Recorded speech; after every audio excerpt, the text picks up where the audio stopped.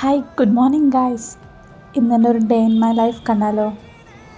രാവിലെ പതിവ് പോലെ എനിക്ക് ജസ്റ്റ് ഒരു വിൻഡോ വ്യൂ കണ്ട് അവിടെ നിന്ന് വന്ന് ലൈറ്റും ഫാനൊക്കെ ഓഫ് ചെയ്ത് പല്ല് തേച്ച്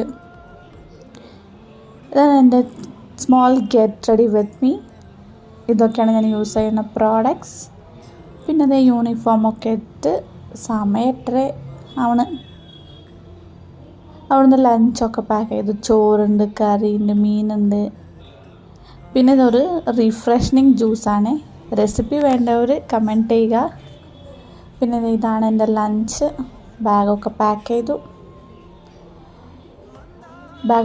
ചെയ്തു ഞാൻ ഇറങ്ങുന്നു. ഞാൻ ബസ്സിലാട്ടോ പോവാ.